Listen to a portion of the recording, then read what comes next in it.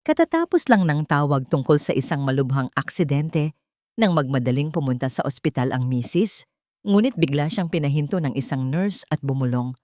Huwag kang pumasok. Bitag ito. Ilang minuto lang matapos magtago, nanlumo siya nang makita ang taong inaakalang nasa bingit ng kamatayan na lumabas ng operating room na ganap na malusog. Bakit isang pekeng operasyon ang isinagawa?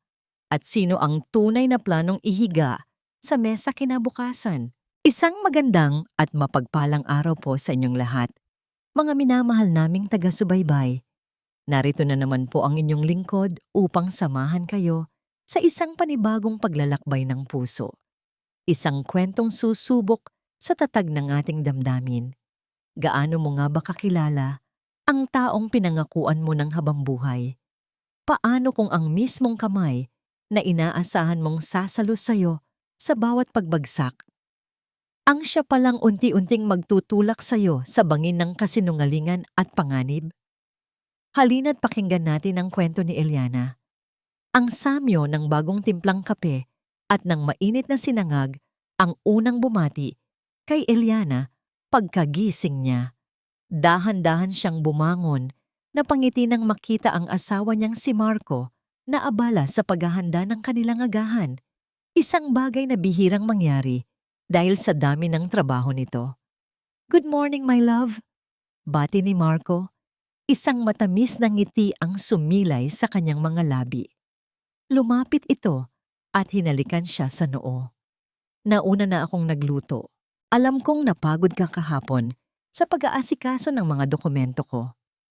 "Salamat, mahal," sagot ni Eliana at niyakap ng mahigpit ang asawa. Sa loob ng 5 taon nilang pagsasama, ang mga ganitong sandali ang nagsisilbing kayamanan para sa kanya. Ang init ng yakap ni Marco, ang pamilyar na amoy nito, ito ang kanyang mundo. Habang kumakain sila, hinawakan ni Marco ang kanyang kamay. "May sorpresa ako sa'yo. Nag-book na ako ng flight natin papuntang Palawan para sa anniversary natin sa susunod na buwan. Tayong dalawa lang. It's time for us to relax." Isang ningning ng tuwa ang gumuhit sa mga mata ni Eliana. Matagal na niyang pangarap iyon. "Talaga, mahal? Paano ang trabaho mo?" "Ako nang bahala," sagot ni Marco. Pinisi lang kamay niya. "You deserve this. We deserve this." Pagkatapos ng agahan, nagpaalam si Marco para pumasok sa opisina. Hinatid siya ni Eliana hanggang sa may pinto, gaya ng lagi niyang ginagawa. "Mag-ingat ka sa pagmamaneho, mahal. Tumawag ka pag nasa opisina ka na." "I will. I love you," sabi ni Marco at hinalikan siyang muli bago pumasok sa kanyang sasakyan. Pinanood ni Eliana ang pag-alis ng kotse hanggang sa mawala ito sa kanto. Isang ngiti pa rin ang nakapaskil sa kanyang mukha. Wala siyang kamalay-malay na yon na pala ang huling umaga ng kapayapaan sa kanyang buhay.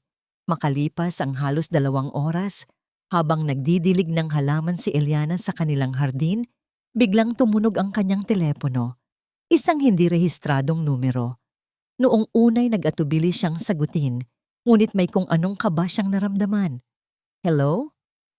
Is this Mrs. Eliana Santos de Leon?" Tanong ng isang boses sa kabilang linya, formal at nagmamadali. "Opo, ako nga po. Sino to?" Narinig ni Eliana ang malakas na tunog ng sirena sa background. "Ma'am, I'm calling from the emergency response team. Ang asawa niyo po, si Mr. Marco de Leon, nasangkot po sa isang malubhang car accident sa may EDSA. Critical po ang lagay niya." Binitawan ni Eliana ang hawak niyang pandilig. Ang mga salitang kritikal at malubhang aksidente ay umalingaw-ngaw sa kanyang isipan na parang bombang sumabog at winasak ang kanyang tahimik na mundo. "Ano? Saan? Saang ospital niyo siya dinala?" Nanginginig niyang tanong. "St. Jude Medical Center po, ma'am. Dinala na po siya ngayon sa operating room. Kailangan niyo na po magpunta rito." Hindi na niya natapos ang sasabihin ng kausap. Binitiwan niya ang telepono at tumakbo papasok ng bahay. Ang tanging nasa isip niya ay si Marco, ang kanyang Marco. Hindi na niya nagawang magpalit ng damit. Kinuha lang niya ang susi ng kotse at ang kanyang pitaka at kumaripas ng takbo palabas. Kasabay ng pagpatak ng kanyang mga luha, ang biglaang pagbuhos ng malakas na ulan. Habang humahagibis siya sa daan, ang mga alaala nila ni Marco ay sunod-sunod na naglalaro sa kanyang isipan. Ang kanilang unang pagkikita, ang araw ng kanilang kasal. Ang mga pangako nila sa isa't isa, ang bawat ngiti, bawat yakap. Ang mga alaala ay nagsilbing punyal na lalong sumusugat sa kanyang puso. Diyos ko, huwag po, huwag niyo po siyang kunin sa akin. Paulit-ulit niyang dasal habang mahigpit ang kapit sa manibela. Ang ulan sa labas ay parang nakikidalamhati. Hinahampas ang salamin ng kotse at ginagawang malabo ang kanyang paningin, tulad ng hinaharap na biglang naging walang katiyakan. Pagdating niya sa St. Jude Medical Center, halos hindi na niya maiparada nang maayos ang sasakyan. Basang-basa ng ulan at luha, tumakbo siya papasok ng emergency entrance. Asawa ko, si Marco De Leon, na aksidente daw siya. Halos pasigaw niyang sabi sa nurse na nasa front desk. Kalma lang po, ma'am, sabi ng nurse habang tinitingnan ang listahan sa computer. Opo, nandito po siya. Nasa third floor po sa may operating wing. Hindi na nag-aksaya ng panahon si Eliana. Tinakbo niya ang hagdanan, hindi na hinintay ang elevator. Bawat hakbang ay puno ng bigat at takot. Ang bawat pintong madaanan niya ay tila sumisigaw sa kanya ng masamang balita. Sa wakas, narating niya ang third floor. Mula sa malayo, natanaw niya ang isang pinto na may pulang ilaw sa itaas. Ang operating room. Patakbo siyang lumapit, handa nang itulak ang pinto, handang gawin ang lahat para lang makita ang kanyang asawa. Ngunit bago pa man dumampi ang kanyang kamay sa pinto, isang braso ang biglang humarang sa kanya. Sandali lang, ma'am. Napalingon siya. Isang yaya na may malamig na mga mata at seryosong muka ang nakatayo sa harap niya. Sa nameplate nito, nakasulat ang pangalang Lina Reyes. Kailangan kong makita ang asawa ko. Nasa loob siya. Pagpupumilit ni Eliana, pilit na kumakawala sa hawak nito, ngunit hindi siya binitiwan ng yaya. Sa halip, mas lalo itong lumapit sa kanya. Ang mga mata nito ay puno ng isang kahulugan na hindi niya maintindihan. Hinila siya nito palayo sa pinto, sa isang sulok ng pasilyo kung saan walang ibang tao. Bitawan mo ako. Ano ba? Ibinaba ng yaya ang kanyang boses sa isang pabulong na halos hindi marinig. Isang bulong na nagpatigil sa pagtibok ng puso ni Eliana. Huwag kang pumasok, mariin itong sabi habang mahigpit ang pagkakahawak sa braso niya. Isa itong patibong. Magtago ka ngayon na. Ang mga salitang iyon, isa itong patibong, ay tumusok sa pandinig ni Eliana na parang bubog. Ang kanyang isip, na kanina lang ay puno ng pag-aalala para kay Marco, ay biglang napuno ng kalituhan. Anong ibig mong sabihin? Naguguluhan na niyang tanong, pilit na binabawi ang kanyang braso. Ang asawa ko, nasa loob siya. Nag-aagaw buhay. Pero hindi nagpatinag si Nurse Lina Reyes. Mas lalong humigpit ang kanyang hawak at sa isang mabilis na kilos, itinulak siya nito patungo sa isang pinto na bahagyang nakaawang ilang hakbang lang mula sa kanila. Wala tayong oras. Pumasok ka rito at huwag kang gagawa ng kahit anong ingay. Utos nito sa mahinang boses. Bago pa man makapalag si Eliana, naipasok na siya ng yaya sa loob ng isang maliit at madilim na silid. Amoy panlinis at lumang papel. Isa itong supply closet.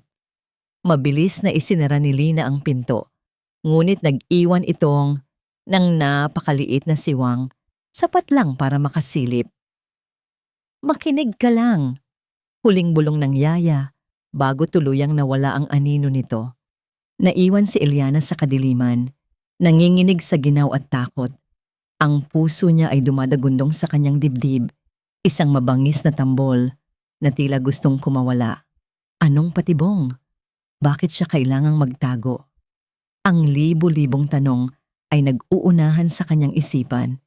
Gusto niyang sumigaw, gusto niyang lumabas at hanapin si Marco. Ngunit may kung anong puwersa sa mga mata ng yaya na pumigil sa kanya. Dahan-dahan, idinikit niya ang kanyang mata sa siwang ng pinto. Ang kanyang paningin ay nakatutok sa pinto ng operating room kung saan ang lalaking pinakamamahal niya ay nakikipaglaban para sa kanyang buhay. O iyon ang akala niya. Bawat segundo ay parang isang oras.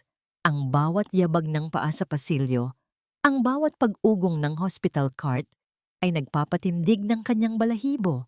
Gusto niyang maniwala na isang masamang biro lang ang lahat ng ito, na nagkakamali lang ang yaya, na anumang oras ay lalabas ang isang doktor at sasabihing ligtas na si Marco.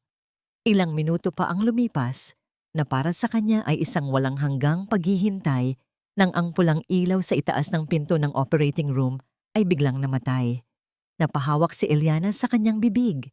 Heto na. Ito na ang sandaling magpapasya ng kanyang kapalaran. Pinigil niya ang kanyang paghinga. Bumukas ang pinto. Ang unang lumabas ay si Dr. Ricardo Gomez, ang doktor na nakilala niya noon sa isang business party ni Marco. Ngunit wala sa mukha nito ang pagod o pag-aalala ng isang siruhanong katatapos lang ng isang kritikal na operasyon. Sa halip, nakangiti ito ng maluwag. At pagkatapos, kasunod niyang lumabas ang isang figura na nagpatigil sa pag-ikot ng mundo ni Eliana. Si Marco. Hindi ito nakahiga sa isang stretcher. Hindi ito putla o nanghihina. Nakatayo ito, tuwid na tuwid. Suot pa rin ang damit pang opisina sa ilalim ng bukas na hospital gown. At sa mukha nito ay isang ngiti ng tagumpay. Hindi makapaniwala si Eliana. Kumurap-kurap siya. Iniisip na baka namamalikmata lang siya dahil sa pagod at pag-iyak. Isang himala ba ito?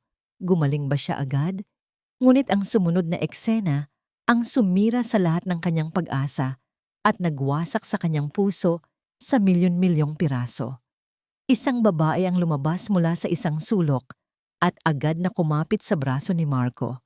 Si Isabel Cruz, ang bata at magandang assistant ni Marco. At sa harap mismo ng doktor, walang pakundangan siyang humalik sa pisngi nito. "Ang galing-galing mo talaga, mahal," malanding sabi ni Isabel habang nakatingin kay Marco na puno ng paghanga. "Everything went according to plan," mayabang na sagot ni Marco at tinapik sa balikat si Dr. Gomez. "Salamat sa tulong mo, Doc. The fake medical charts, the stage accident scene, lahat perpekto. Walang problema," sagot ng doktor.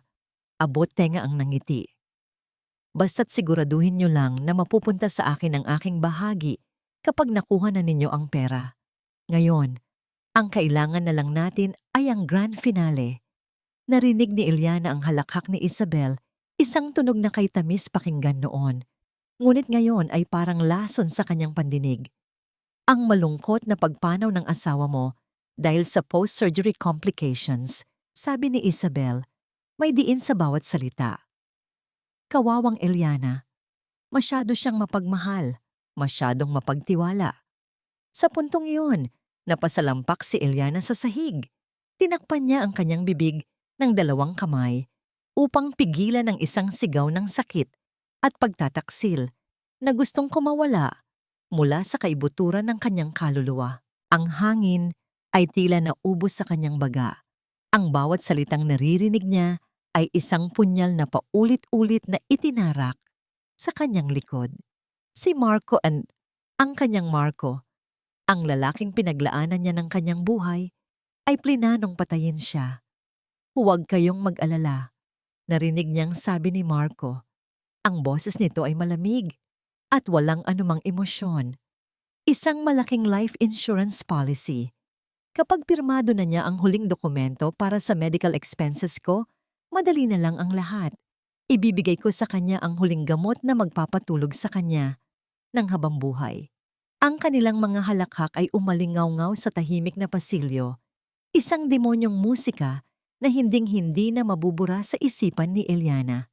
Pinanood niya silang tatlo na maglakad palayo, masaya at kampante, na parang katatapos lang nilang pag-usapan ng isang negosyo at hindi ang pagkitil sa isang buhay. Naiwan si Eliana sa kadiliman ng silid, basag, wasak at durog. Ang mga luhang kanina'y para sa pag-aalala ay naging luha ng matinding pighati at galit. Ang pagmamahal na minsan niyang naramdaman ay napalitan ng isang malalim na sugat na hindi niya alam kung paano pa maghihilom. Niyakap niya ang kanyang mga tuhod. Ang kanyang buong katawan ay nanginginig sa hindi mapigilang mga hikbi. Nasa gitna siya ng kanyang pagdadalamhati nang bigla siyang natigilan. Isang tunog, isang mahinang kaluskos mula sa labas ng pinto. Itinaas niya ang kanyang ulo, pinunasan ang kanyang mga luha.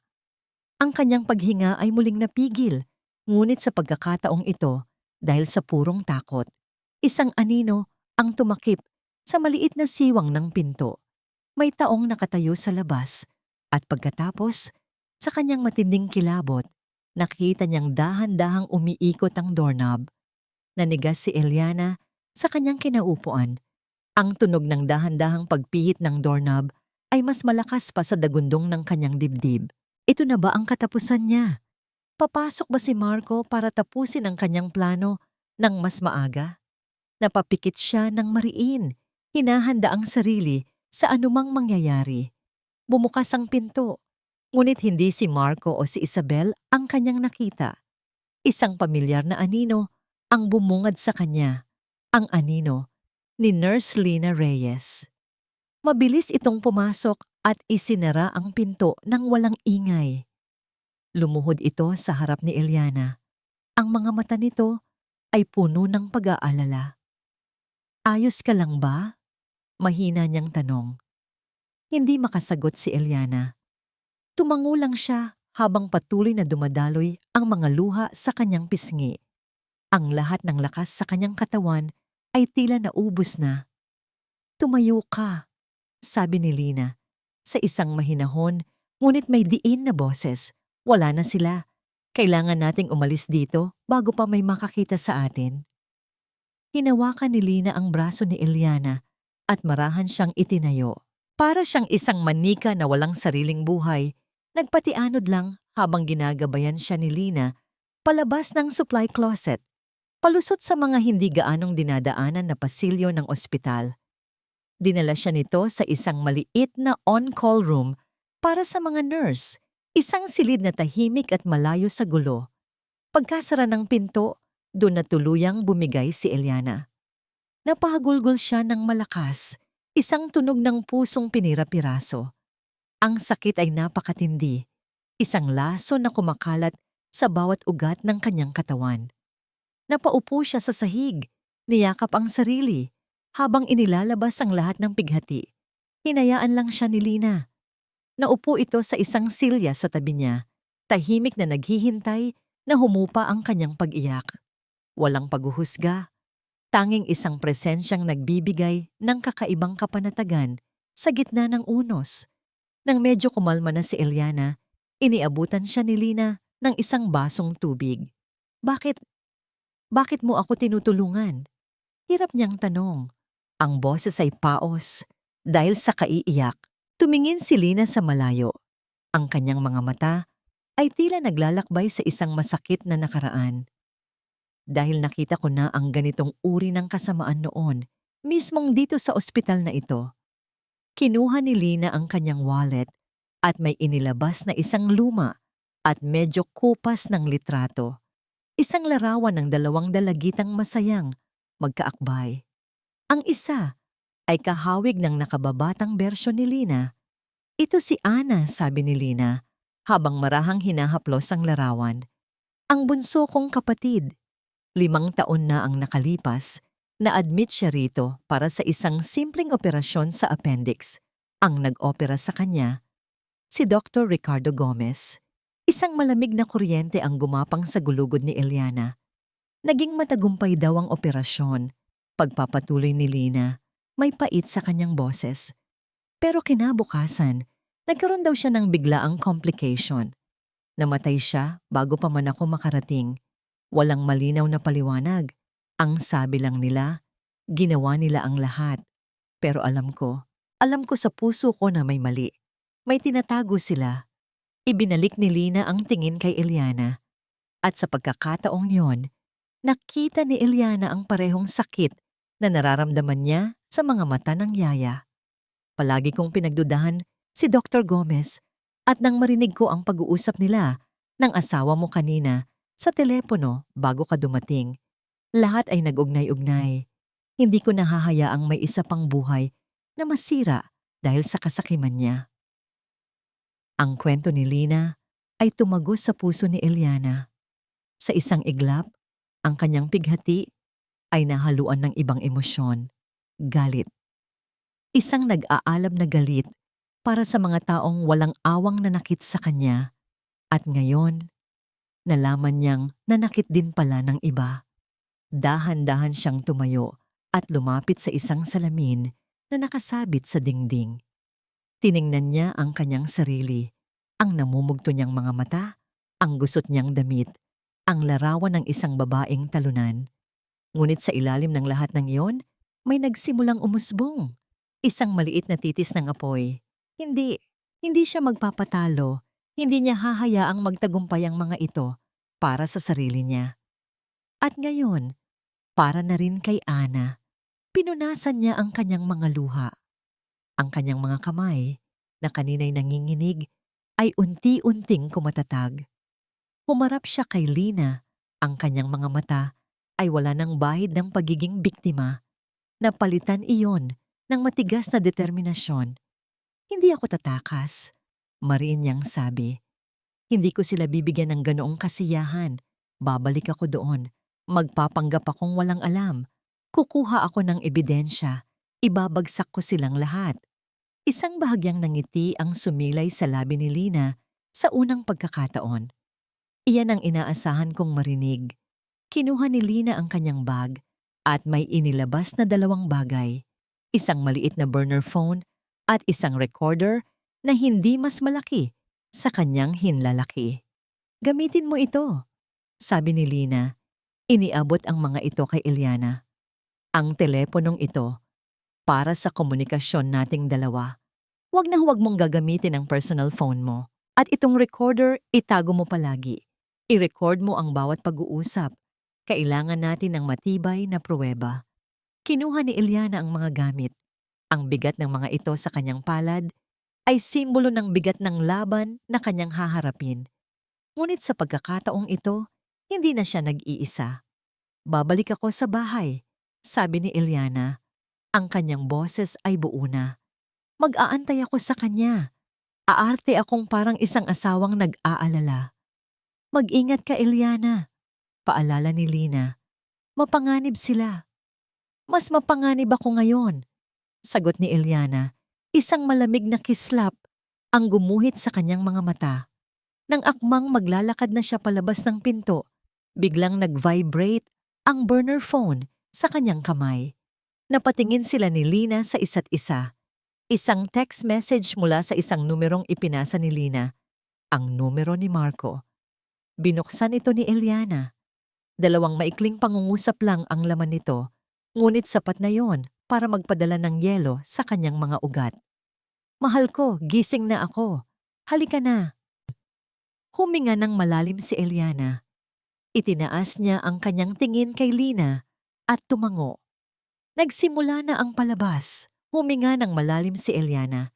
Isang hiningang tila kumukuha ng lahat ng natitirang lakas sa buong universo. Pinunasan niya ang huling bakas ng tunay na luha sa kanyang pisngi at sinanay ang sarili. Sa harap ng salamin sa on-call room, pinagmasdan niya ang kanyang refleksyon. Ang babaeng nakatingin pabalik ay hindi na ang Eliana kanina lang. Ang mga mata niya'y may apoy pa rin. Ngunit ngayon, natatabunan na iyon ng isang perpektong maskara ng pighati at pag-aalala. Inayos niya ang kanyang buhok, sinadyang mag-iwan ng ilang hibla na magulo para magmukhang haggard. Kinagat niya ang kanyang labi para mamula ito ng bahagya at pagkatapos ay lumakad palabas. Bawat hakbang pabalik sa private room ni Marco ay isang pagsubok. Ang pasilyo ay tila naging isang mahabang entablado at siya ang aktres na sasalang sa pinakamahalagang pagganap ng kanyang buhay. Ang script ay nasa kanyang isip. Ikaw, si Eliana Santos de Leon, ang mapagmahal na asawa. Ang asawa mo ay naaksidente. Nag-aalala ka. Mahal na mahal mo siya. Paulit-ulit niyang sinabi iyon sa kanyang isip na parang isang mantra na poprotekta sa kanya mula sa katotohanang alam niya. Nang marating niya ang pinto ng kwarto, huminto siya sandali. Inipon ang lahat ng emosyon na kailangan niya. Pighati, takot, pag-asa. At pagkatapos, dahan-dahan niyang itinulak ang pinto. Ang unang bumungad sa kanya ay ang pamilyar na amoy ng ospital, isang pinaghalong amoy ng antiseptic at sakit. At pagkatapos, nakita niya si Marco. Nakahiga ito sa kama, may benda sa ulo, at nakakabit na IV drip sa kanyang braso. Nakapikit ito, isang perpektong larawan ng isang taong kagagaling lang sa bingit ng kamatayan. Sa isang sulok, abala sa pag-aayos ng mga bulaklak sa mesa si Isabel. Sa isang iglap, ang lahat ng galit at sakit na naramdaman ni Eliana ay bumalik. Gusto niyang sumugod, hindi para yakapin ang asawa, kundi para sampalin ito, para isigaw ang lahat ng kasinungalingan nito. Ngunit pinigilan niya ang kanyang sarili, inalala niya ang kanyang misyon. Marco? Nabasag ang kanyang boses, isang perpektong pagganap. Dahan-dahang iminulat ni Marco ang kanyang mga mata. Nang makita siya, isang nanghihinang ngiti ang sumilay sa mga labi nito. Mahal. Tumakbo si Eliana papalapit sa kama. Ang bawat hakbang ay mabigat, na tila lumulusong siya sa kumunoy. Hinawakan niya ang kamay ni Marco. Ang balat nito, na dati nagbibigay sa kanya ng kapanatagan, ngayon ay parang balat ng ahas, malamig at mapanlinlang. Ngunit pinilit niyang higpitan ang hawak dito. Marco, Diyos ko, akala ko. Hindi na niya itinuloy. Hinayaan niyang magsalita ang mga luhang kusa niyang pinatak. Mga luhang para sa pagganap, mga luhang para sa babaeng pinatay na niya sa kanyang puso. Shh! I'm okay now, mahal. I'm here! Bulong ni Marco, hinahaplos ang kanyang buhok. Ang bawat haplos ay parang apoy na pumapaso sa kanyang anit. Grabe ang pag-aalala namin sa iyo, Sir Marco. Sabat ni Isabel, lumalapit sa kanila. Ang kanyang boses ay puno ng pekeng pag-aalala. Lalo na si Ma'am Eliana. Hindi po siya mapakali kanina. Tumingin si Eliana kay Isabel. Ang babaeng kabit ng kanyang asawa, ang kasabwat sa pagpatay sa kanya, ay nakatayo sa harap niya, nagpapanggap na isang matulunging empleyado. Nakita ni Eliana ang isang saglit na pagkutya sa mga mata ni Isabel, isang tingin na mabilis ding nawala at napalitan ng pakikiramay. Salamat, Isabel. Pilit nang ngumiti si Eliana. Gusto niyo po ba ng tubig, ma'am? Kukuha ko po kayo. Alok ni Isabel. Ako na. Mabilis na sagot ni Eliana. Kailangan niya ng dahilan para makalayo kahit sandali. Kailangan niyang kontrolin ang panginginig ng kanyang mga kamay. Kumuha siya ng isang baso at pitzel ng tubig sa side table. Habang nagsasalin, sinadya niyang manginig ang kanyang kamay, dahilan para matapon ang tubig sa mga dokumentong hawak ni Isabel na nakapatong sa mesa. Ay nako, sorry! Sabi ni Eliana, puno ng pagkataranta. Pasensya ka na, Isabel, nanginginig pa rin ako hanggang ngayon. Nako, okay lang po, ma'am, sabi ni Isabel, halatang naiinis habang pinupunasan ang mga nabasang papel. Medyo importante lang po itong mga papeles para sa insurance. Patutuyuin ko lang po muna sa laba. At sa isang iglap, nagtagumpay ang maliit na plano ni Eliana. Lumabas si Isabel ng kwarto, dala ang mga basang dokumento, at naiwan silang dalawa ni Marco. Bumalik si Eliana sa tabi ng kama, umupo, at muling hinawakan ang kamay ng asawa. Anong nangyari, mahal? Ang sabi lang nila sa akin, na aksidente ka. Huminga ng malalim si Marco na parang hirap na hirap. May isang truck, biglang lumiko sa lane ko. Sinubukan kong umiwas pero huli na ang lahat. Ang huli kong naaalala ay ang tunog ng nababasag na salamin. Pagkatapos, wala na. Nagpapasalamat ako sa Diyos at ginising niya pa ako. Nakinig si Eliana sa bawat salitang lumalabas sa bibig nito. Ang bawat kasinungalingan ay parang maliliit na karayom na tumutusok sa kanyang pandinig. Ang galing niyang umarte. Ang galing-galing nilang lahat. Habang pinupunasan niya ng panyo ang pawis sa noo nito, ang tanging gusto niya ay idiin ang kanyang mga daliri hanggang sa masakal ito. Ang mahalaga, ligtas ka na ngayon. Bulong niya. Pinipilit na maging malambing ang kanyang boses. Kumuha siya ng isang mansanas at maliit na kutsilyo mula sa fruit basket na dinala ni Isabel. Nagsimula siyang magbalat. Ang simpleng gawaing iyon na dati puno ng pagmamahal, ngayon ay isang mekanikal na kilos. Ang bawat hiwa ng kutsilyo sa balat ng mansanas ay parang isang hiwa sa kanyang puso. Nasa kalagitnaan siya ng pagbabalat ng bigla at walang babalang hinawakan ni Marco ang kanyang kamay. Dahilan para mahinto siya. Ang kutsilyo ay nanatiling nakatigil sa prutas. Tinitigan siya ni Marco ng diretso sa mata. Ang mga mata nitong kanina lang ay mukhang nanghihina, ay biglang nagkaroon ng kakaibang talas. May problema ba, mahal? Tanong nito. Ang boses ay seryoso. Bakit parang ang lamig ng mga kamay mo? Makalipas ang 2 araw na puno ng kasinungalingan at pagpapanggap sa ospital, tuluyan na ring pinalabas si Marco. Ang pag-uwi nila sa kanilang bahay ay hindi tulad ng dati. Walang kagalakan, walang ginhawa. Para kay Eliana, ang bahay na minsan niyang tinuring na paraiso ay isa na ngayong kulungan. Isang magandang kulungan kung saan kasama niya ang berdugong nagbabalat kayong asawa. Sa mga sumunod na araw, perpekto ang naging pagganap ni Eliana. Inalagaan niya si Marco na parang isang tunay na may sakit. Hinahandaan niya ito ng pagkain, tinutulungang maglakad, at pinakikinggan ang mga walang katapusang kwento nito tungkol sa milagrosong pagkaligtas niya. Ngunit sa bawat pagngiti niya, sa bawat paghaplos, ay may nakatagong yelo. Nagmamasid siya, nag-aabang ng tamang pagkakataon. Ang pagkakataong yon ay dumating isang gabi, 3 araw matapos makauwi ni Marco. Nakahiga si Eliana sa tabi ni Marco, pinakikiramdaman ang paghinga nito. Bawat paghinga ni Marco ay parang isang paalala ng kanyang pagtataksil. Pinikit niya ang kanyang mga mata at nagkunwaring tulog. Hinintay na lumalim ang gabi at maging mahimbing ang tulog ng kanyang asawa. Nang marinig na niya ang banayad na paghilik nito, alam na niyang oras na para kumilos.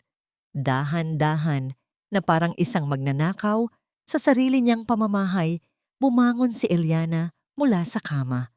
Bawat galaw niya ay kalkulado. Bawat paghakbang sa sahig ay maingat, iniiwasan ang mga bahaging umuugong. Ang target niya, ang pribadong opisina ni Marco sa ibaba. Nang marating niya ang pinto ng opisina, naramdaman niya ang malamig na kaba sa kanyang sikmura. Ngunit isinantabi niya ito. Pinihit niya ang doorknob, nakalock, gaya ng inaasahan niya.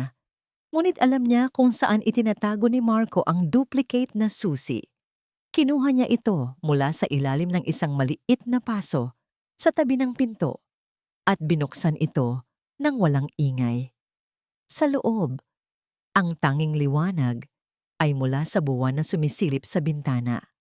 Ang opisina, na dati lugar ng tagumpay para kay Marco, ngayon ay tila isang silid ng ebidensya para kay Eliana. Nagsimula siyang maghanap. Binuksan niya ang bawat drawer, sinuri ang bawat folder. Walang anumang kahina-hinala.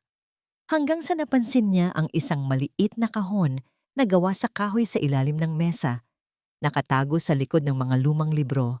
Nakakandado.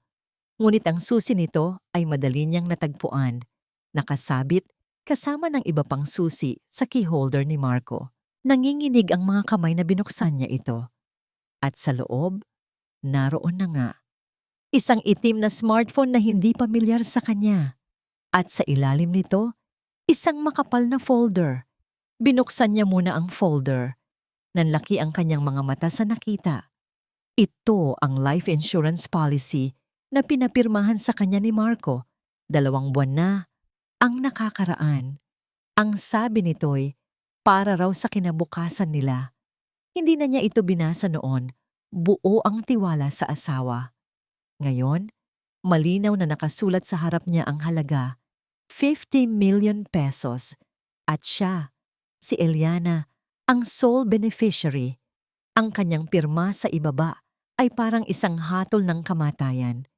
Isinara niya ang folder at kinuha ang telepono. Pag-on niya, humingi ito ng password. Sinubukan niya ang birthday ni Marco. Mali. Ang anniversary nila. Mali. Ang pangalan niya. Mali. Napaisip siya. At isang masakit na ideya ang pumasok sa kanyang isipan. Si Isabel. Gamit ang sariling telepono, mabilis niyang hinanap ang profile ni Isabel sa social media. Nakita niya ang birthday nito. August 28. Dahan-dahan niyang tinipa ang mga numero. 0828. Nag-unlock ang telepono. Isang mapait na ngiti ang gumuhit sa kanyang labi. Kahit sa password nito, traidor pa rin si Marco. Binuksan niya ang message inbox at doon, tumambad sa kanya ang buong katotohanan. Daan-daang mensahe sa pagitan ni Marco at Isabel, puno ng mga salitang mahal at miss na kita. Mga planong magtanan pagkatapos makuha ang pera. May mga mensahe rin mula sa mga loan shark, naniningil, nagbabanta na idadamay ang pamilya ni Marco kapag hindi ito nakabayad. Iyon pala ang dahilan. Hindi lang kasakiman, desperasyon. Kinuha niya ang burner phone na bigay ni Lina at mabilis na kinuhanan ng litrato ang lahat. Ang bawat mensahe, ang bawat pahina ng insurance policy. Bawat pag-click ng camera ay parang isang pako na ibinabaon niya sa kabaong ng mga kasinungalingan ni Marco. Nasa kalagitnaan siya ng pagpapadala ng mga litrato kay Lina nang bigla siyang mapatigil. Isang kalabog mula sa itaas. Ang mahinang tunog ng pagbukas ng pinto ng kanilang kwarto. Agad na kumilos si Eliana. Mabilis niyang isinilid ang telepono at folder pabalik sa kahon, ikinandado ito at itinulak pabalik sa ilalim ng mesa. Pagkatapos, walang ingay siyang sumilong sa ilalim ng malaking lamesa. Sa likod ng makapal na kurtina ng bintana, pinipigilan ang kanyang paghinga. Narinig niya ang mga yabag sa hagdanan. Pababa, papalapit. Sumilip siya mula sa siwang ng kurtina. Nakita niya ang mga paa ni Marco na dumaan sa tapat ng opisina at nagtuloy sa kusina. Ang liwanag mula sa bukas na ref ay tumama sa pasilyo. Narinig niya ang pag-inom nito ng tubig. Ang bawat segundo ay tila isang pagtitiis. Pagkatapos ng ilang sandali, narinig niyang nagsara ang ref at ang mga yabag ay muling bumalik. Pataas. Nakahinga siya nang maluwag nang mawala na ang mga yabag sa itaas. Muntik na. Mabilis siyang lumabas sa kanyang pinagtataguan, dala ang burner phone. Kailangan na niyang matapos ito. Kinuha niya ang huling litrato, isang close-up ng pirma niya sa policy, at mabilis na isinend kay Lina. Agad na nag-reply si Lina. Okay, natanggap ko. Mag-ingat ka. Nakahinga na sana siya ng maluwag, ngunit narinig niya muli ang mga yabag, pabalik. At sa pagkakataong ito, huminto ito sa tapat mismo ng pinto ng opisina. Napatingin si Eliana sa burner phone na hawak pa rin niya sa kanyang nanginginig na kamay. Huli na para itago ito. Huli na ang lahat. Masakit ang bawat paghinga ni Marco. Ramdam pa rin niya ang kirot sa kanyang sikmura, ang naiwang alaala ng malakas na suntok na tinanggap niya ilang oras lang ang nakalilipas. Nakatigil ang kanyang sasakyan sa gilid ng kalsada habang malakas ang buhos ng ulan sa labas. Pero mas malakas ang bagyo sa loob ng kanyang isipan. Sariwa pa sa kanyang alaala ang nangyari kanina sa madilim na eskinita, ang malamig na bakal ng balisong ni Boss Alex na dumampi sa kanyang leeg. Ang banta nito na hindi lang pera ang kukunin sa kanya kapag hindi siya nakabayad sa loob ng 1 linggo, kundi pati na rin ang kanyang buhay. 1 linggo, Marco. Ang bulong ng demonyo sa kanyang tainga. 1 linggo. Napahampas siya sa manibela. Galit, takot, desperasyon. Naghahalo-halo ang mga ito, bumubuo ng isang nakalalasong kemikal sa kanyang utak. Bumukas ang pinto sa passenger seat at pumasok si Isabel. Basang-basa ng ulan at halatang iritable. Kanina pa ako naghihintay sa coffee shop, Marco. Bakit ba ang tagal? Natigilan si Isabel nang makita ang pasa sa gilid ng labi ni Marco at ang pamumutla nito. Anong nangyari sa'yo? Si Boss Alex. Maikling sagot ni Marco habang nanginginig ang mga kamay na sinisindihan ang sigarilyo. Pinatulan na nila ako. Ubos na ang pasensya nila, Isabel. Kailangan na nila ang pera. Tumingin si Isabel sa kanya, hindi na may pag-aalala, kundi may halong inis at pagmamadali. Sinasabi ko na nga ba, masyado kasing mabagal ang kilos mo kung nakinig ka lang sa akin noong una pa. Tapos na sana ito.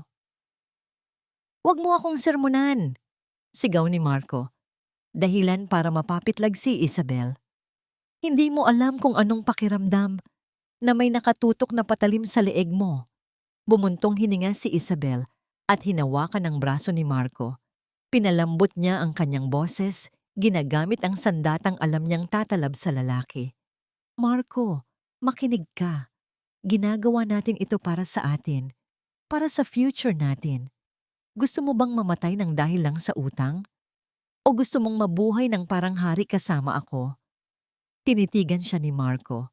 Ang mga salita ni Isabel ay parang musika na humahaplos sa kanyang ego at kasakiman.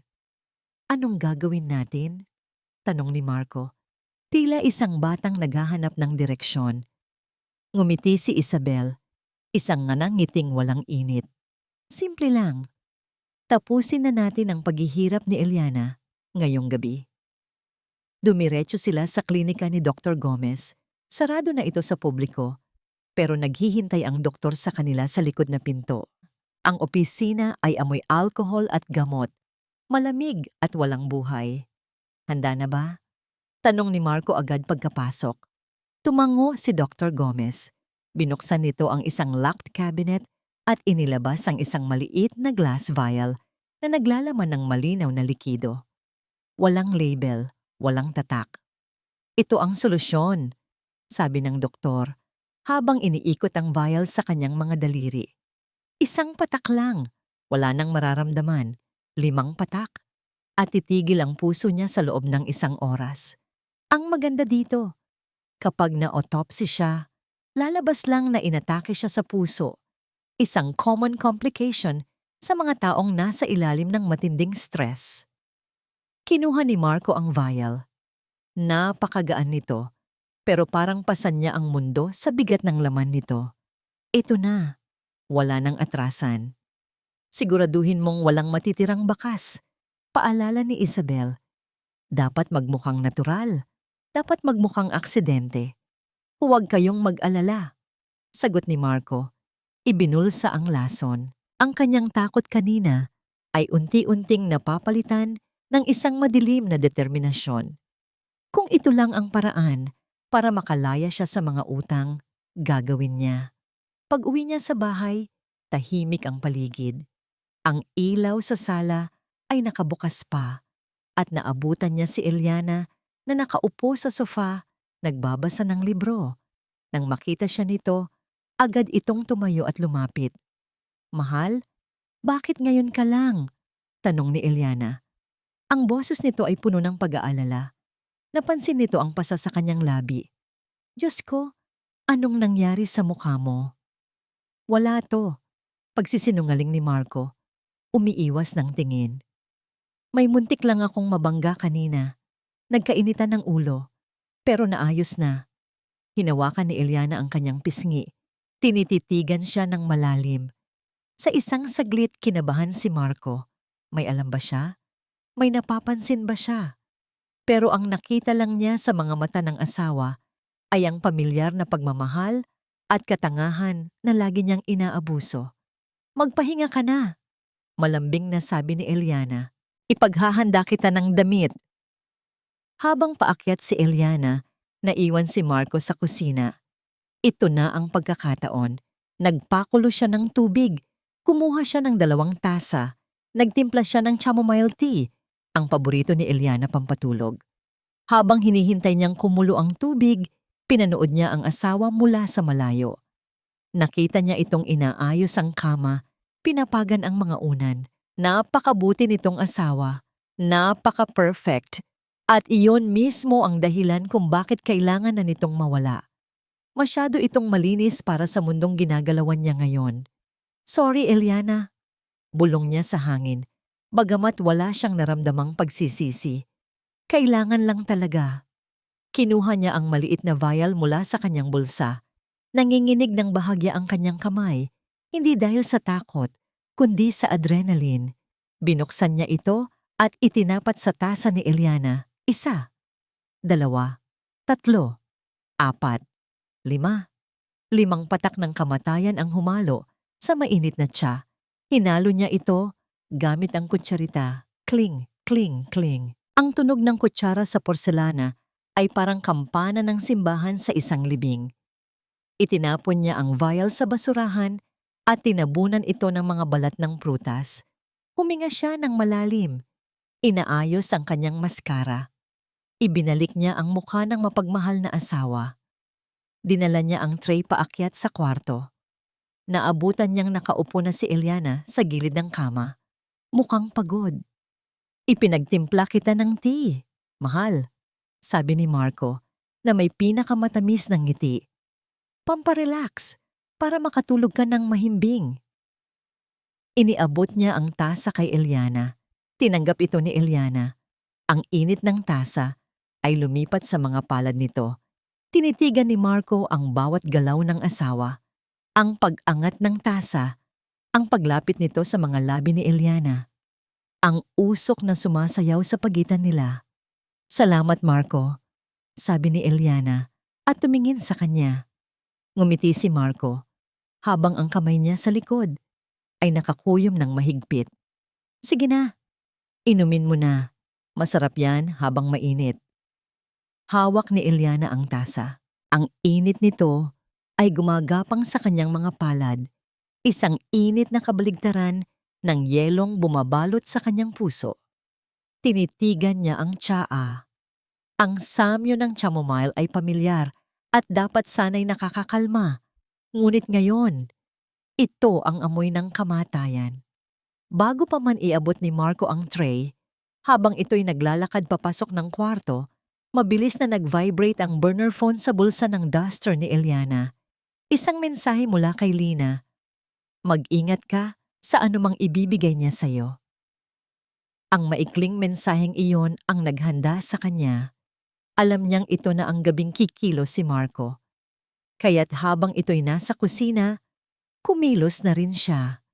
Mabilis siyang nagtimpla ng sarili niyang tasa ng chamomile tea at maingat itong itinago sa ilalim ng isang maliit na side table sa tabi ng sofa na tatakpan ng isang magazine.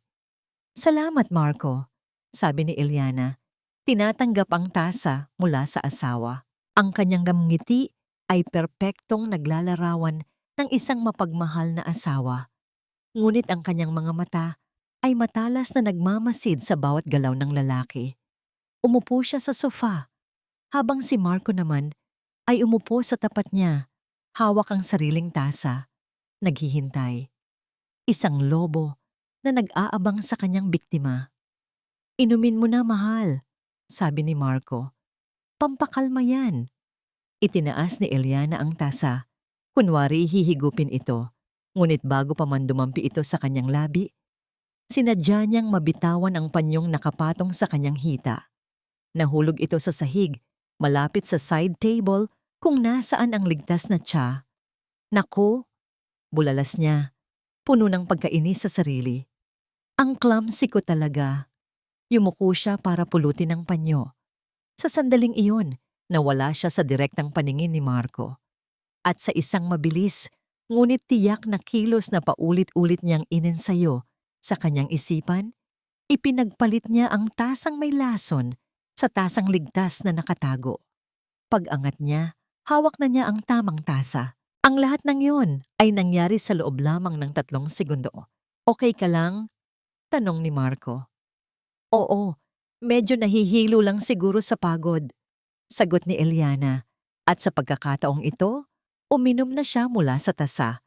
Ang lasa ay pamilyar, ngunit ang bawat paglagok ay isang pag-arte. Pinanood siya ni Marco ng maigi. Nakita ni Eliana ang pananabik sa mga mata nito, ang kasabikan ng isang mananalo. Kaya't binigyan niya ito ng palabas na gusto nito. Pagkatapos ng ilang minuto, hinawakan niya ang kanyang sentido. Marco, parang umiikot ang paningin ko. Ganyan talaga yan minsan. Mahal. Epekto siguro ng stress. Sabi ni Marco. Ang boses ay puno ng pekeng pag-aalala. Ubusin mo na yan, makakatulong yan. Muli siyang uminom. At pagkatapos, ay mas pinalala niya ang pag-arte. Bahagya siyang gumewang sa kanyang pagkakaupo. Kailangan ko na atang mahiga. Pakiramdam ko, babagsak ako. Samantala, sa isang madilim na sulok ng parking lot ng St. Jude Medical Center, kinakausap ni Lina ang isang matandang lalaki na nagtatrabaho sa record section, si Mang Tony. Lina, delikado itong pinapagawa mo sa akin, nanginginig na sabi ni Mang Tony. Kapag nalaman ito ni Dr. Gomez, mawawalan ako ng trabaho. Baka kung ano pa ang gawin niya sa akin.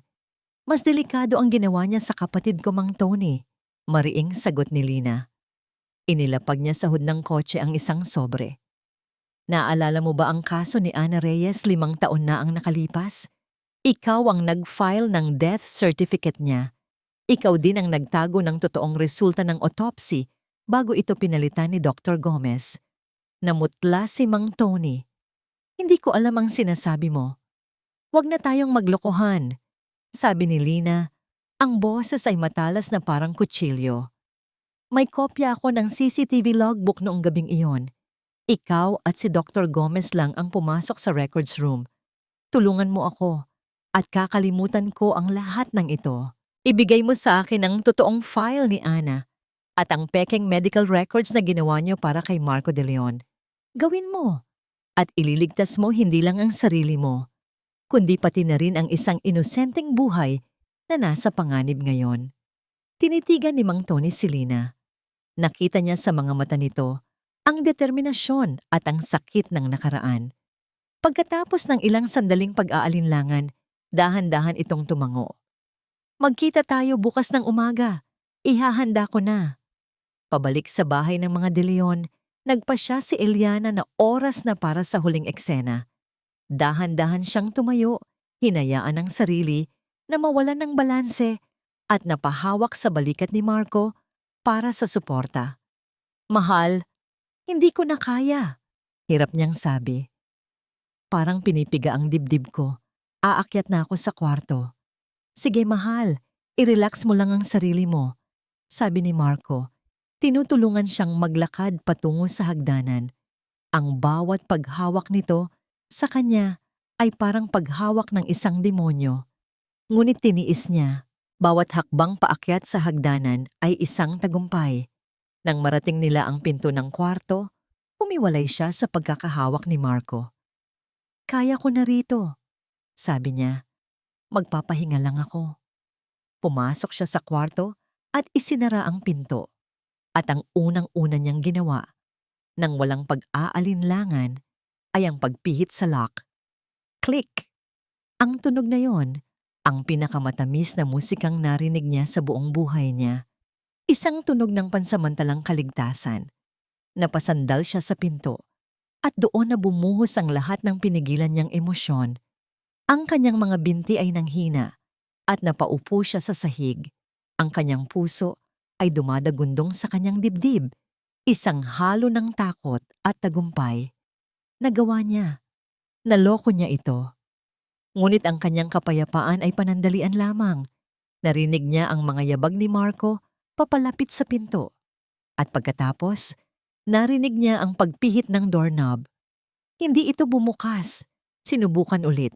At ulit. Isang katok. Mahina sa simula, pagkatapos ay lumakas. "Mahal, okay ka lang ba?" Tanong ni Marco mula sa labas. Ang boses nito ay nagbabalik sa pagiging maalalahanin. "Bakit mo nilak ang pinto?" Ang bawat katok ni Marco sa pinto ay parang malakas na dagundong sa dibdib ni Eliana.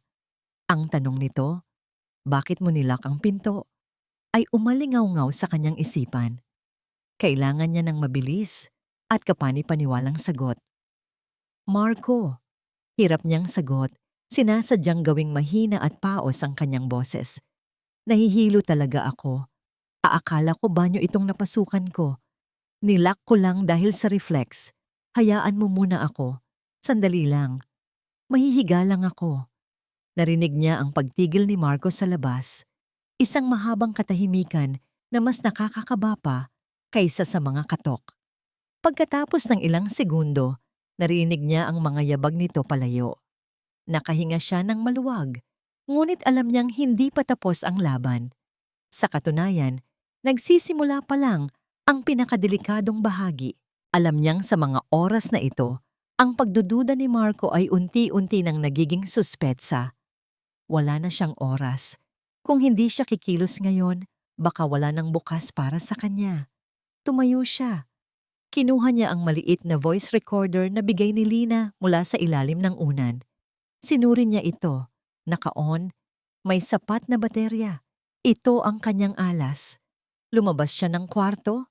Dala ang tapang na hinugot niya mula sa kaibuturan ng kanyang pagkatao. Naabutan niya si Marco sa sala. Nakatayo malapit sa bintana, nakatalikod. Ang tahimik nitong figura ay nagbabadya ng panganib. Habang ito'y hindi nakatingin, mabilis na kumilos si Eliana. Inilagay niya ang maliit na recorder sa ilalim ng sofa sa pagitan ng mga cushion kung saan ito'y hindi madaling makita. Pagkatapos, huminga siya ng malalim at nagsimula na. "Marco?" sabi niya. Sinisikap na maging kalmado ang kanyang boses. Humarap ito. Ang mukha nito ay seryoso. Wala na ang maskara ng pag-aalala. "Akala ko ba magpapahinga ka na?" "Hindi ako mapakali," sagot niya. Lumalapit. "Marco, may nakita ako kanina sa opisina mo. Mga papeles, mga bill ng credit card. Iyon ang pain." Inihagis niya ito. Nag-aabang kung kakagatin ng kalaban. Kumunot ang noo ni Marco. "Nanghihimasok ka ba sa mga gamit ko?" "Hindi sa ganoon," pagtanggi ni Eliana. "Naghahanap lang ako ng ballpen. Pero nakita ko, Marco, ang laki ng mga utang mo. Mga utang na hindi mo sinasabi sa akin. At hindi lang iyon. May nakita rin akong mga resibo, mga hotel, mga alahas na hindi naman para sa akin." Dito na nagsimulang magbago ang ekspresyon ni Marco. Mula sa pagtataka, napalitan ito ng galit. Lumapit ito sa kanya. "At ano ngayon ang gusto mong palabasin, Eliana?" "Ang gusto kong malaman ay ang totoo," sabi ni Eliana. Itinaas ang kanyang boses para magmukhang isang asawang nasasaktan at naguguluhan. "Saan napupunta ang pera natin? Sino ang babae mo? Marco, nagbago ka na. Simula pa noong maaksidente ka." Ang salitang maaksidente ay sinadya niyang bigyan ng diin. At doon na tuluyang nawala ang kontrol ni Marco. "Tumigil ka na, Eliana," sigaw nito. Ngunit sa halip na tumigil, mas lalo pa siyang itinulak ni Eliana sa bitag. "Hindi ako titigil hanggat hindi mo sinasabi ang totoo. May kinalaman ba ito sa insurance? Sa malaking pera na makukuha kapag may nangyaring masama sa akin?" Sa puntong yun, tumunog ang telepono ni Marco na nasa ibabaw ng mesa. Tumatawag si Isabel. Nang walang pag-aalinlangan, sinagot ito ni Marco at inilagay sa loudspeaker. "Marco, ano na? Kamusta na dyan?" Tanong ng boses ni Isabel. puno ng pananabik. Isabel, mamaya ka na tumawag. Pabulong na sigaw ni Marco. Ngunit narinig na ni Eliana. Kaya pala ang bilis niyang pumunta sa ospital. Kaya pala lagi siyang nandito. Siya, hindi ba? Si Isabel ang kabit mo. Bakit, may problema ba? Matapang na sagot ni Isabel. Mula sa kabilang linya, halatang narinig ang sigaw ni Eliana.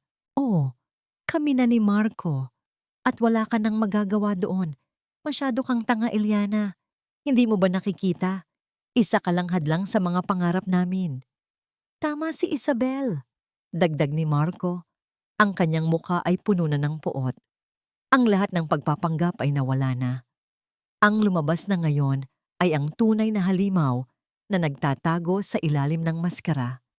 Pagod na ako sa pagiging mabait na asawa mo. Pagod na ako sa buhay na ito. Ang kailangan ko ay ang pera at ang tanging paraan para makuha iyon. Lumapit siya ng tuluyan. Ang kanyang mga mata ay nanlilisik. Ayang mawala ka na.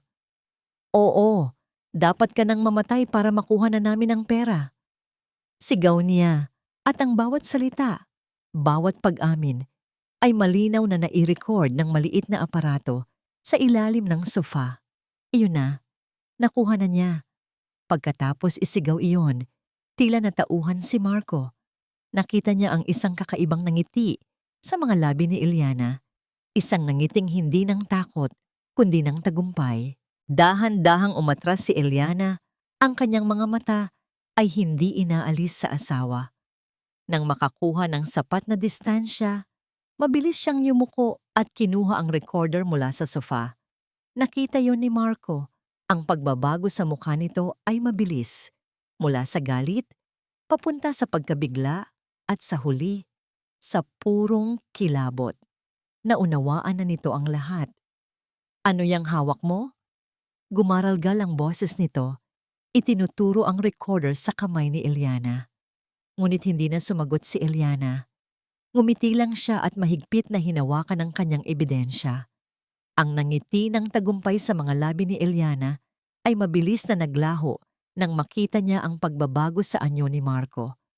Ang pagkagulat sa mga mata nito ay napalitan ng isang primordial na galit, isang hitsura ng isang hayop na nasukol at handang pumatay para makatakas. Akin na yan, umungol si Marco. Bago pa man makakilos si Eliana para tumakbo, sumugod na ito. Hindi na ito ang asawa niyang nagpapanggap na may sakit. Ito ang desperadong lalaking kinakatakutan niya. Itinulak siya nito ng malakas, dahilan para mawalan siya ng balanse at bumagsak sa sahig. Ang kanyang ulo ay bahagyang tumama sa gilid ng coffee table at isang saglit na pagkahilo ang kanyang naramdaman. Ngunit hindi niya binitiwan ang recorder. Iginilid niya ang kanyang katawan, niyakap ang maliit na aparato na parang ito ang kanyang sariling anak. Ito ang kanyang buhay. Ito ang kanyang hustisya. Dumagan si Marcos sa kanya.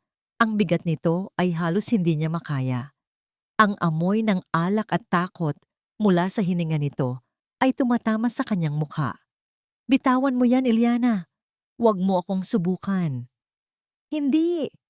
Sigaw niya pabalik habang nagpupumiglas. Kinagat niya ang braso nito. Kinamot ang mukha nito. Ginawa ang lahat para makawala. Ngunit mas malakas si Marco. Hinawakan nito ang kanyang kamay na may hawak ng recorder at pilit na iwinaksi ang kanyang mga daliri.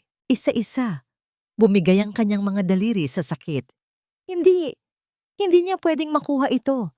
Sigaw ng kanyang isipan. Ngunit ang kanyang lakas ay paubos na. Sa isang huling malakas na pagpilipit, nabitiwan niya ang recorder. Tumalsik ito sa sahig na gawa sa matigas na kahoy. Mabilis itong dinampot ni Marco. Tiningnan niya ito na parang isang napakaliit, ngunit nakamamatay na ahas. Pagkatapos, tumingin siya kay Eliana na nakahandusay pa rin sa sahig at isang demonyong nangiti ang gumuhit sa kanyang labi. Gusto mo ng ebidensya? Tanong nito. Heto ang ebidensya mo. Ibinagsak niya ang recorder sa sahig at walang awang tinapakan. Isang malutong na tunog ng pag-crack ng plastic. Hindi pa ito nakontento. Muli niya itong tinapakan. Iniikot ang kanyang sapatos. Dinudurog ito hanggang sa maging maliliit na piraso ng itim na basura. Para kay Eliana, ang tunog na yon ay mas masakit pa kaysa sa anumang suntok. Pinanood niya ang pagkadurog ng kanyang tanging pag-asa, ang lahat ng kanyang tapang, lahat ng kanyang plano, lahat ng kanyang tiniis, lahat ay nawala sa isang iglap. Kasabay ng pagkadurog ng recorder, ang biglaang pagbukas ng pinto. Pumasok si Isabel. Nakita niya ang eksena. Si Marco na hingal na nakatayo at si Eliana na lugmok sa sahig. Agad niyang naunawaan ang lahat. Walang hiya ka. Sigaw ni Isabel, ngunit hindi para kay Marco, kundi para kay Eliana. Mabilis siyang lumapit at walang sabi-sabing sinampal si Eliana ng buong lakas. Ang sampal ay umalingaw-ngaw sa buong sala. Naramdaman ni Eliana ang init at hapdi sa kanyang pisngi, ang pagring sa kanyang tainga. Wala na siyang lakas para lumaban. Tumingala lang siya sa 2 taong sabay na wumasak ng kanyang buhay. Akala mo matatalo mo kami? Sabi ni Isabel habang nakatingin sa kanya mula sa itaas. Matalino ka, Eliana, aaminin ko. Pero hindi sapat. Ano nang gagawin natin sa kanya? Tanong ni Marco, halatang natataranta pa rin. Hindi na natin kailangang magmadali. Sagot ni Isabel, ang boses ay malamig na parang yelo. Alam na niya ang lahat. Hindi na natin siya pwedeng pakawalan. Hinawakan nilang dalawa si Eliana sa magkabilang braso at pilit na itinayo. Kinakaladkad siya palabas ng bahay, patungo sa likod bahay. Nagpumiglas siya, ngunit wala na siyang lakas. Ang kanyang mga paa ay halos hindi na sumasayad sa lupa.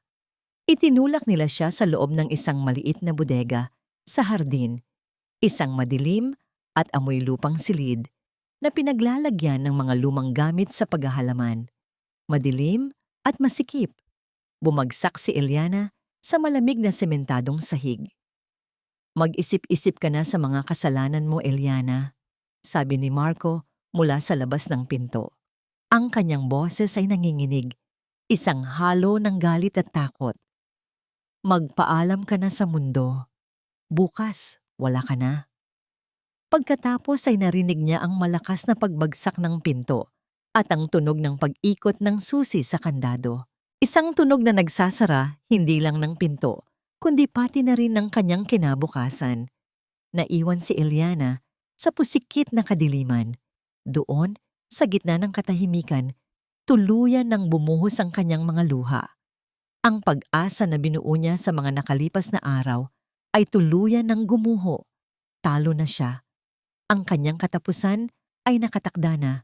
Niyakap niya ang kanyang mga tuhod. Hinahayaan ang sarili na malunod sa kawalan ng pag-asa. Ngunit habang umiiyak siya, may naramdaman siyang isang bagay sa bulsa ng kanyang duster. Isang maliit at matigas na bagay na nakalimutan na niya. Dahan-dahan, nanginginig niyang ipinasok ang kanyang kamay sa bulsa at kinuha niya ito.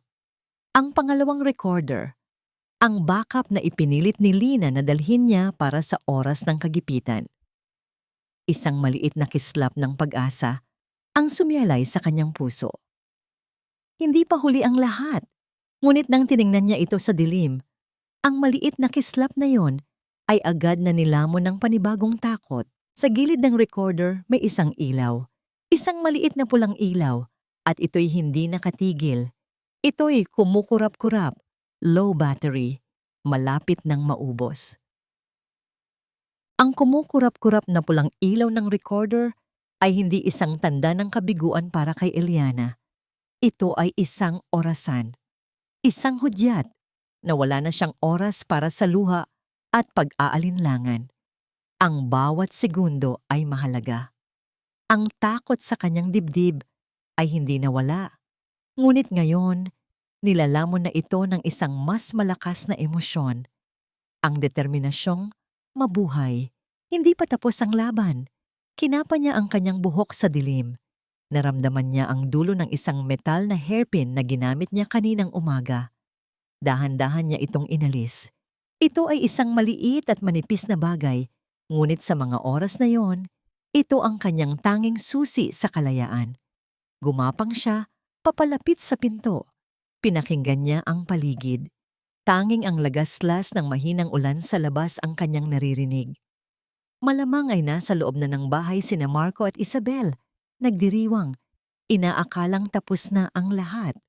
Nanginginig ang kanyang mga kamay habang ipinapasok niya ang dulo ng hairpin sa keyhole ng lumang kandado. Ang tunog ng metal sa metal ay tila napakalakas sa katahimikan ng bodega. Una, wala siyang maramdaman. Paulit-ulit niyang sinubukan. Ginagaya ang mga napapanood niya sa pelikula. Pinapakiramdaman ang bawat paggalaw sa loob ng mekanismo. Frustration started to creep in, but she pushed it away. Huwag kang bibitiw, Eliana. Pagkatapos ng ilang subok na tila walang katapusan, isang mahinang tunog ang kanyang narinig. Click. Ang pinakamatamis na tunog na narinig niya sa buong buhay niya. Dahan-dahan at walang ingay niyang pinihit ang doorknob. Bumukas ito. Malaya na siya. Ngunit hindi siya tumakbo palayo. Hindi pa pwede. Ang ebidensya ay nasa recorder. Ang hustisya ay naghihintay sa loob ng bahay. Gamit ang dilim ng gabi at ang takip ng mga halaman sa hardin, gumapang siya papalapit sa bahay. Bawat patak ng ulan ay nagsilbing kakampi. Tinatago ang anumang ingay na kanyang magagawa. Sumilip siya sa bintana ng sala. Wala sila doon. Maingat niyang binuksan ang pinto sa likod na alam niyang laging sira ang lock. Nakapasok siya. Ang bahay ay tahimik. Masyadong tahimik. Kinuha niya ang burner phone mula sa kanyang bulsa. Nanginginig ang kanyang mga daliri habang binubuksan niya ang tracking app na itinuro sa kanya ni Lina. Isang pindot lang. Activated. Pagkatapos, nag-type siya ng isang salita sa pre-composed message para kay Lina. Ngayon na. Pagka-send, itinago niya ang telepono sa ilalim ng isang paso, malapit sa pinto, kung saan patuloy itong magpapadala ng signal. Ngayon, kailangan niya ng panlaban. Hindi na siya magiging biktima. Napako ang kanyang tingin sa isang malaki at mabigat na florerang gawa sa porselana na nakapatong sa isang mesa. Isang regalong natanggap nila sa kanilang kasal. Kinuha niya ito. Ang bigat nito sa kanyang mga kamay ay nagbigay sa kanya ng kakaibang lakas. Pumwesto siya sa isang madilim na sulok ng sala, sa likod ng makapal na kurtina, at naghintay. Hindi nagtagal, narinig niya ang pagbukas ng pinto ng bodega. Narinig niya ang malutong na pagmumura ni Marco nang matuklasan nitong wala na siya. Narinig niya ang mabilis nitong mga yabag pabalik sa bahay. Bumukas ang pinto ng sala ng malakas. Pumasok si Marco. Ang mukha ay puno ng galit na hindi pa niya nakikita kailanman. "Saan ka nagpunta, aso?" Sigaw nito. Ang mga mata ay naglilibot sa paligid. At mula sa dilim, lumabas si Eliana. "Nagtatapos ng laban," sagot niya. Ang boses ay malamig at matatag. Natigilan si Marco nang makita siya, lalo na nang makita nito ang florerang hawak niya. Ngunit ang pagkagulat nito ay agad na napalitan ng tawa. Isang tawang puno ng pang-iinsulto. "Talaga? Yan ang panlaban mo? Isang florera? Ito ang sisira sa'yo," sagot ni Eliana. Sumugod si Marco. Mabilis, mabanggis. Inaasahan na ni Eliana ito. Umiwas siya at ibinato ang florera, hindi sa ulo ni Marco, kundi sa sahig sa pagitan nila. Crack! Nabasag ang florera sa libo-libong piraso. Ang tubig at mga bulaklak ay kumalat sa makintab na sahig. Natigilan si Marco, naguluhan sa ginawa niya. At sa sandaling iyon ng kanyang pag-aalinlangan, sumugod si Eliana, hindi para umatake, kundi para tumakbo papalayo. Ngunit nahabol siya ni Marco, hinawakan siya nito sa buhok at isinandal ng malakas sa pader. At pagkatapos, ang mga kamay nito ay lumipat sa kanyang leeg. Naramdaman ni Eliana Ang paghigpit ng mga daliri ni Marco. Ang hangin ay unti-unting nawawala sa kanyang mga baga. Nagdidilim ang kanyang paningin. Nagpupumigla siya. Kinakalmot ang mga braso nito. Sinisipa ang mga binti. Ngunit ang desperasyon ay nagbigay dito ng hindi pangkaraniwang lakas. Dito ka na magtatapos, umungol si Marco habang mas lalong hinihigpitan ang sakal. Sa gitna ng pagkawala ng kanyang malay, naisip niya si Lina, naisip niya si Ana. Hindi siya pwedeng mamatay ng ganito. Ginamit niya ang lahat ng natitira niyang lakas para itaas ang kanyang tuhod at sipain ng buong puwersa ang pagitan ng mga hita ni Marco. Napadaing ito sa sakit at bahagyang lumuwag ang hawak. Iyon lang ang kailangan ni Eliana. Nakahinga siya. At sa sandaling iyon, isang malakas na tunog ang yumanig sa buong bahay. Crash! Ang pinto sa harapan ay sapilitang binuksan. Mga pulis. Sumugod sila papasok. May mga dalang baril at flashlight. Natulala si Marco. Sa kanyang pagkataranta, binitiwan niya si Eliana at sinubukang tumakbo. Ngunit sa kanyang pagmamadali, tumapak siya sa basang sahig, sa tubig na mula sa nabasag na plorera. Nawalan siya ng balanse. Ang kanyang mga paa ay dumulas at sa isang nakakakilabot na slow motion, nakita ni Eliana ang pagbagsak ni Marco. Ang likod ng ulo nito ay tumama ng buong lakas sa matulis na kanto ng kanilang marmol na coffee table. Thid, isang tunog na buo, isang tunog na pinal, katahimikan, natahimik ang lahat. Ang mga pulis ay natigilan. Si Eliana ay napasandal sa pader, habol ang kanyang hininga. Nakahandusay si Marco sa sahig, hindi gumagalaw. Ang kanyang mga mata ay bukas, nakatitig sa kawalan. Sa gitna ng gulo, pumasok ang dalawa pang pulis. Karga-karga si Isabel at Dr. Gomez na parehong nakaposas na. Ang gulo, ang mga sigaw, ang mga kumikislap na ilaw ng pulis. Lahat ay parang isang panaginip kay Eliana. Nakatingin lang siya sa katawan ng kanyang asawa. Walang tuwa, walang galit, walang tagumpay. Tanging isang nakabibiminging katahimikan at isang malamig na pakiramdam ng kawalan. Lumipas ang ilang araw na parang isang mahabang, malabong panaginip para kay Eliana. Ang bawat umaga ay ginugol niya sa police station. Paulit-ulit na isinasalaysay ang mga pangyayari mula sa tawag sa telepono hanggang sa huling pagbagsak ni Marco. Ang voice recorder na may kumukurap-kurap na pulang ilaw ay naging pangunahing ebidensya. Ito kasama ang mga pekeng dokumento na nakuha ni Lina mula kay Mang Tony at ang testimonya mismo ng matanda ang nagsara sa kaso. Sa istasyon, nalaman niyang sina Isabel at Dr. Gomez ay walang tigil sa pagsisisihan. Isinisi ni Isabel ang lahat kay Marco, sinasabing ito ang nagplano ng lahat at siya'y nadala lamang sa pag-ibig. Si Dr. Gomez naman, nang malaman na may matibay na ebidensya laban sa kanya, hindi lang sa kaso ni Eliana, kundi pati na rin sa kaso ni Ana Reyes, ay agad na umamin at nakipagtulungan sa mga pulis sa pag-asang mapapababa ang kanyang sentensya. Ang kanilang alyansa na binuo sa kasakiman at kasinungalingan ay gumuho na parang isang kastilyong buhangin. Isang hapon, pagkatapos ng isa na namang mahabang interogasyon, naupo sina Eliana at Lina sa isang maliit na coffee shop malapit sa istasyon. Ito ang unang pagkakataon na nakahinga sila ng maluwag. "Salamat, Lina," sabi ni Eliana habang hinahalo ang kanyang kape. "Kung hindi dahil sa'yo." "Pareho lang tayong naghahanap ng hustisya, Eliana," putol ni Lina. "Ikaw ang nagbigay sa akin ng lakas ng loob para ituloy ang laban para kay Ana. Dahil sa'yo, sa wakas, makakamit na niya ang kapayapaan." May isang ngiting sumilay sa labi ni Lina. Isang ngiting na ngayon lang nakita ni Eliana. Isang ngiting malaya sa bigat ng nakaraan. "Salamat sa'yo." Nagpatuloy ang kanilang usapan, hindi na tungkol sa krimen at pagtataksil, kundi tungkol sa mga simpleng bagay. sa paborito nilang pagkain, sa mga lugar na gusto nilang puntahan.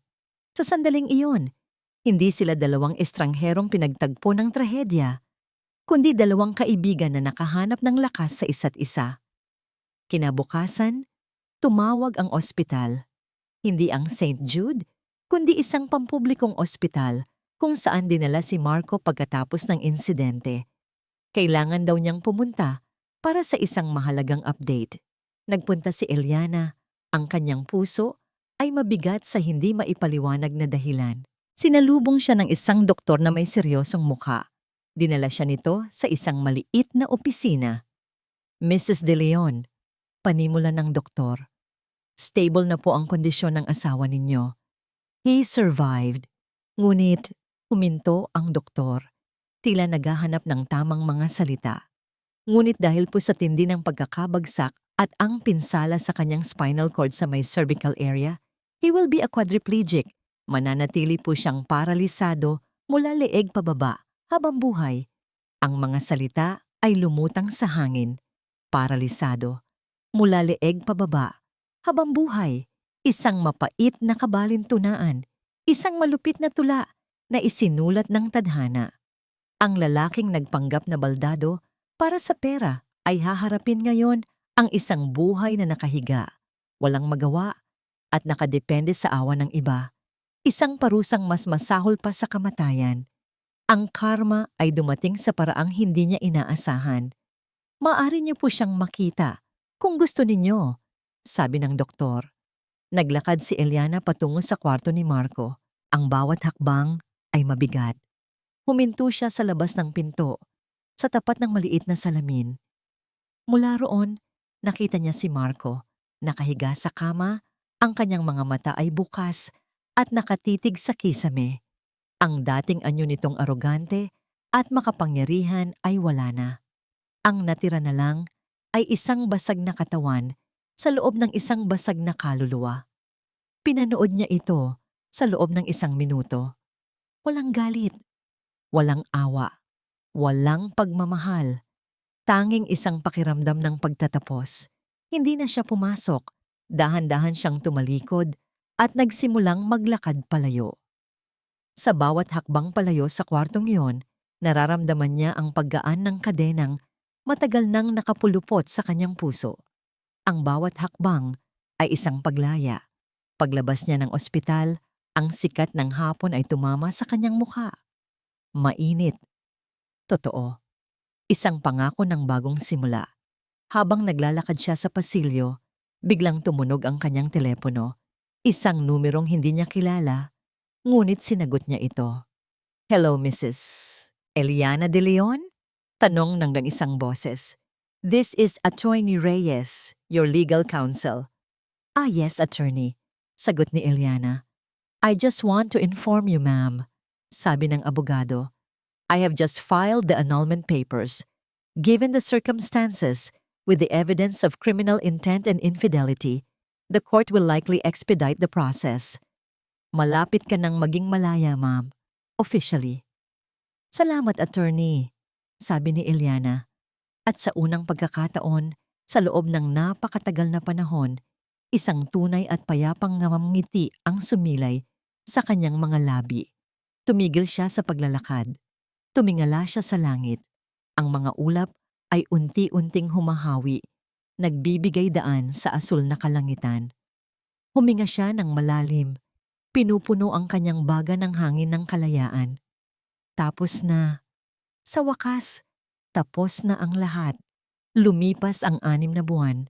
Ang malamig at madilim na alaala ng nakaraan ay unti-unti nang naglaho na parang isang masamang panaginip na tinatangay ng bukang liwayway. Para kay Eliana, ang bukang liwayway ay hindi na lamang isang bahagi ng araw. Ito na ang kanyang bagong buhay. Ibinenta niya ang bahay na minsan niyang pinangarap na maging pugad ng kanilang pamilya.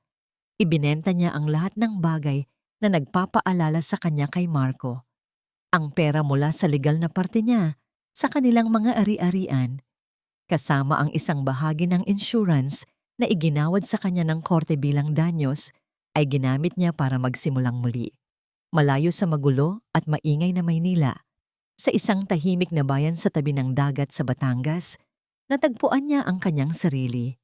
Doon, tinupad niya ang isang pangarap na matagal na niyang ibinaon sa limot. Nagtayo siya ng isang maliit na panaderya at coffee shop na tinawag niyang Bukang Liwayway Cafe.